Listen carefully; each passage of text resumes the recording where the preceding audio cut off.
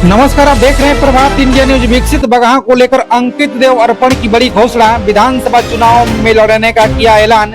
बगहा के मरवाड़ी धर्मशाला में आज दोपहर जन संवाद व प्रेस वार्ता का आयोजन हुआ। संकल्प विकसित बगहा विषय पर आयोजित इस कार्यक्रम की अगुवाई अंकित देव अर्पण ने की। कार्यक्रम में बगहा के सुदूर क्षेत्रों से हजारों की संख्या में लोग उपस्थित रहे। प्रारंभ में जिला परिषद सदस्य सोनू यादव, महंत राम, अलाउद्दीन अंसारी और अभिषेक कुशवाहा ने अर्पण की राजनीतिक शुरुआत का समर्थन किया। कार्यक्रम का संचालन उज्जवल शुक्ला ने किया। अंकित देव अर्पण ने अपने संबोधन में कहा, बगहा के शिक्षा, स्वास्थ्य, रोजगार और औद्योगिक स्थिति उपेक्षित है। यहाँ के छात्र बाहर पढ़ाई को मजबूर हैं, जबकि स्थानीय स्तर पर सुविधाएं नहीं है। टेक्सटाइल पार्क और उद्योग के अभाव में युवा पलायन कर रहे हैं। 6000 की नौकरी के लिए अपनी जान जोखिम में डाल रहे हैं। उन्होंने गृह मंत्रालय द्वारा लाए गए 3 नए कानूनों का स्वागत किया और साइबर फॉरेंसिक व तकनीकी विकास की बात की।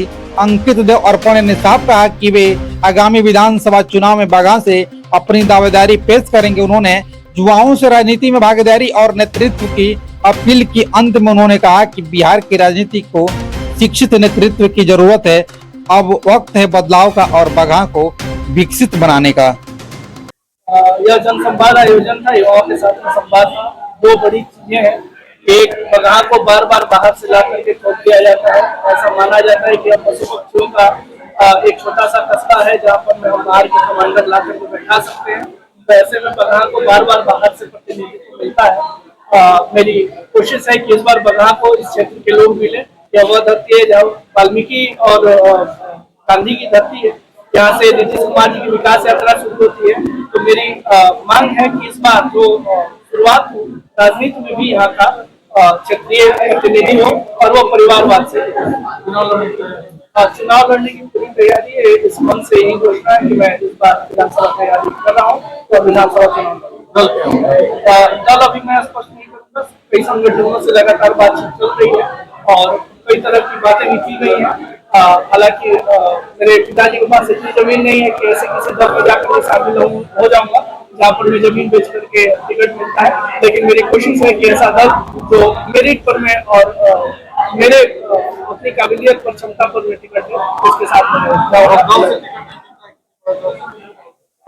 ऐसी अभी गुंजाइश नहीं है कि किसी बड़े दल से टिकट नहीं मिलता है। लेकिन कोशिश यही है कि बड़े दल से टिकट लेना है और नहीं तो मैं अन्य विकल्पों की तलाश में हूँ। अमित शाह जी से मिलना हुआ था, उनका आशीर्वाद मिला था। नेशनल फॉरेंसिक साइंस यूनिवर्सिटी के उनके विजन को मैं सम्मान करता हूँ। वो जो महिलाओं के और अपराधों को दोष बनाने के लिए और 3 कानूनों पर मैं उनका जो विजन है उसको स्पष्ट रूप से समझने की आवश्यकता है। और उन्होंने जो उस विजन पर मैं कार्य किया है, मैं उसको निरंतर मानता हूँ। ऐसा नहीं है कि उनसे मेरी कोई मित्रता या दोस्ती है, परंतु उनका आशीर्वाद है। और मैं जानता हूँ कि एक ऐसे युवक को, एक ऐसे युवा छवि को जो राष्ट्र के प्रति सोचता है और जो समाज के प्रति सोचता है और जो उनके विजन को 100% फॉलो करता है, उसके साथ वो जरूर रहेंगे। बगहा के लिए क्या बगहा के लिए बगहा से टेक्सटाइल पार्क छीना गया। बगहा को जब शैक्षणिक विकास हुआ तो एक भी हमें नवोदय विद्यालय, केंद्रीय विद्यालय नहीं दिया गया। कोई हमें स्थापना नहीं की गई एकलव्य विद्यालय की। इन सबका हमें सबसे बड़ा दुख है। और बगहा के लिए मेरी मांग है कि शैक्षणिक रूप से, औद्योगिक रूप से हम इसका विकास करें। स्टार्टअप पॉलिसी में आप देखेंगे बगहा के स्टार्टअप नहीं है, यहाँ कोई इंक्यूबेशन सेंटर नहीं है। तो मेरी तो सबसे बड़ी मांग है कि हम इन्हें औद्योगिक रूप से बड़ा करें, इन्हें स्वरोजगार के अवसर दें, यहाँ पर इंडस्ट्रियलाइजेशन हो। और जितना ज्यादा हम छोटे स्टार्टअप्स को भी बढ़ावा देंगे, आज हनी कपल देखिए कितना ग्रो कर रहा है, तो ऐसे लोगों को भी हम बढ़ावा देंगे तो निश्चित रूप से बगहा का सर्वांगीण विकास होगा। बगहा जिला बनाने के लिए क्या देखिए, इस पर में मेरी कोई टिप्पणी नहीं है। पुलिस जिला है, राजस्व जिला है, तो मेरी अभी कोई फिलहाल टिप्पणी नहीं है। सब लोग इस पर में लगे हुए हैं। जिला बनता है तो अच्छी बात होगी, लेकिन मेरा वर्तमान में इस पर में कोई राय नहीं है।